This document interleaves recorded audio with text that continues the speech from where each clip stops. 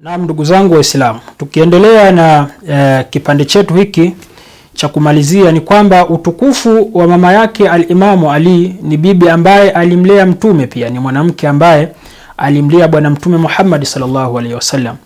Na bwana mtume mwenyewe siku anapofariki mama huyu alilia sana bwana mtume kiasi cha kwamba akamsifu na kusema kwamba al-yawma matati ummi innaha kanat ummi kana tujiu subiyanaha wa tashbiani wa tashathuhum wa tadahinani.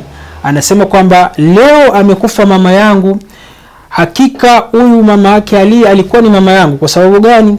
Alikuwa akiwalaza njaa watoto wake, lakini akihakikisha mimi ninashiba. Yani ni mwanamke ambaye alikuwa akiwalaza njaa watoto wake pale ambapo wamekosa chakula, lakini anahakikisha bwana mtume Muhammad sallallahu alaihi wa ali anashiba. Huyu ni mama yake Ali bin Abi Talib. Lakini kama sio hivyo, pia bwana mtume wakati alivyofariki bibi huyu, yeye mwenyewe alilibariki kaburi lake la huyu mama mtukufu kwa kulala kwanza katika lile kaburi kwenye mwanandani hule, akalala ili kulibariki kaburi la mama yake al-Imamu Ali bin Abi Talib.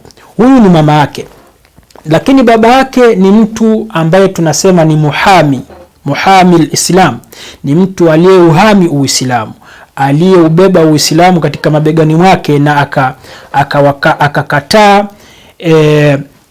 madhara yote ambayo yalimkusudia bwana mtume Muhammad sallallahu alaihi wasallam. Na ni mtu ambaye alikuwa ni Muislamu, si kama tunavyodanganywa kwamba eti baba yake Imamu Ali alikuwa ni mtu ambaye amemkataa mtume kiasi cha kwamba alikufa kafiri.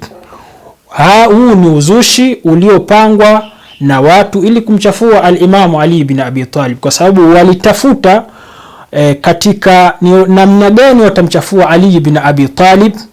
Wakaona kwamba tuseme baba yake alikufa kafiri, hali ya kwamba huyu mzee ni mzee ambaye alimuami bwana mtume na alikubali. Hata katika mashairi yake mwenyewe anasema mzee Abu Talib, wala qad alimtu anna dina Muhammadin min khairi adyani albariyati dinan, kwamba ni mimi ninajua kwamba dini aliyokuja nayo bwana mtume Muhammad ni katika dini bora miongoni mwa dini ambazo watu wanazo. Kwa mtu ambaye ana maneno kama haya, mtu ambaye amethubutu kufuatwa na Makuraishi kwamba bwana mkataze mtoto wako huyu, kama anataka wanawake tutampa, anataka mali tutampa, lakini aache hii kazi yake, aache kuwachafua waungu wake.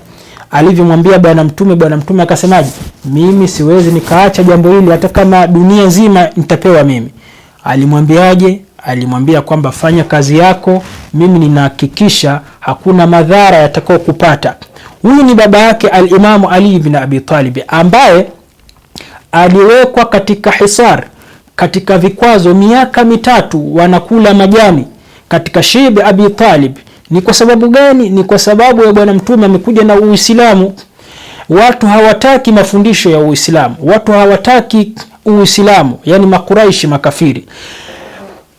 Kwa njia ambazo waliona kwamba watambana bwana mtume ni kumkomesha mzee Abu Talib, kwa maana ya kwamba hakuna muamala kumfanyia muamala, hakuna kumuuzia, hakuna kununua, hakuna kufanya naye maisha yani ya kijamii. Kwa hiyo akatengwa katika Shib Abi Talib. Wakawa yeye na mke wake bwana mtume bibi Khadija, wote wakawa hawana vyakula, ikawa wanakula majani. Kwa hiyo mtu huyu ni mtu ambaye aliuhami Uislamu na ni mtu ambaye ni mtukufu mno. Huyu ni baba yake Amirul Mu'minin alayhi salam, Ali bin Abi Talib.